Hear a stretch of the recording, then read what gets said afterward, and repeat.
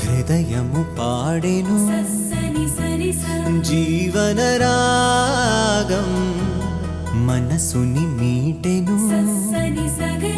అనురాగ తాళం. ఉదయాలే వేడుక చూసిన ప్రతి పూట, ఇలలోని స్వర్గమే ఇల్లే అవుననవా. రంగుల్లో లోకమే ఆడేనుగా, ఆనందం ఆనందం మాయే వేళ. రంగుల్లో లోకమే ఆడేనుగా, ఇది జీవితం ఇలలో వరం మనతో మనం.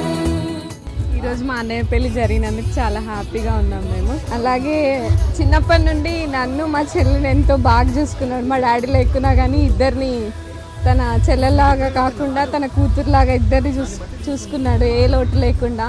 సేమ్ మా డాడీ పొజిషన్ రిప్లేస్ చేశాడు.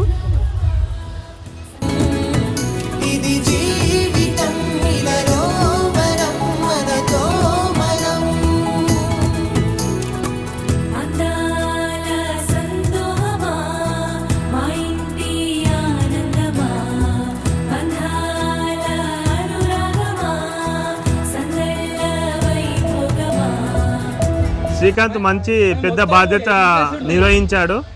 ఇద్దరు చెల్లెళ్ళ పెళ్లి చేశాడు, మంచిగా ఉన్నాడు, మంచి అందరితో మర్యాదగా ఉంటాడు. వాళ్ళ ఫ్రెండ్స్ కానీ అందరు కానీ మంచిగా సపోర్ట్ చేస్తారు, మంచిగా ఉంటారు, అంతా ఒక దగ్గర ఉంటారు. అది బాగా నచ్చింది. చాలా మంచోడు, మా ఇద్దరిని మంచిగా చూసుకుంటాడు. చిన్నప్పటి నుంచి ఆయనే మమ్మల్ని పెంచుకుంటూ వచ్చిండు. నాకే లోటు లేకుండా చూసుకుంటా అని ప్రామిస్ చేసిండు. నాకే కష్టం వచ్చినా నిలబడ్డాడు, ప్రతి దానికి నా వెనకాల ఉన్నాడు. ఒక్క చిన్న మాట మా అన్న అనగానే వచ్చి నించున్నాడు నా ప్రతి దానికి. నా హ్యాపీనెస్ అయినా మా అన్నయ్యనే, నా సాడ్ అయినా మా అన్నయ్యనే.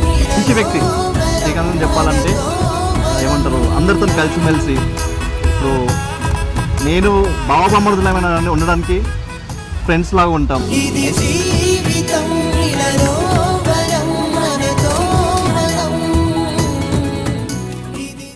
అంకులు ఉన్నప్పుడు మంచిగా చూసుకుంటుండే, ఇప్పుడు అంకుల్ లేడు, బాధపడతాడు శ్రీకాంత్. మా డాడీ ఉంటే ఎట్లుంటాడు, మా డాడీ ఉంటే ఎంత ఉంటుండే మాకు అంటుండే శ్రీకాంత్.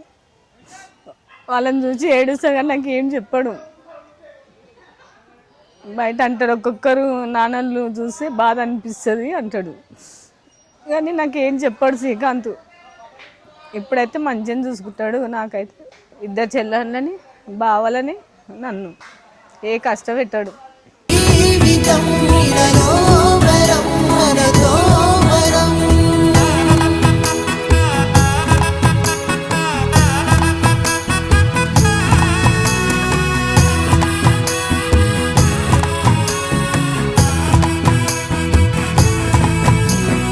ఉన్నారంతా మనవారే, వస్తారంట మనతోటి, సరిపోలేదా ఇంతే చాలంటే.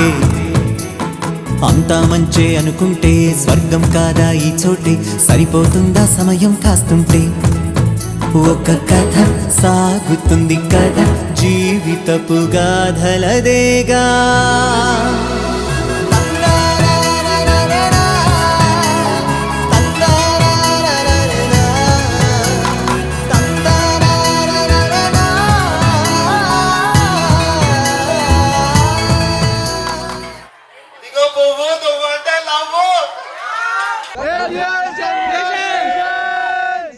చెప్పినా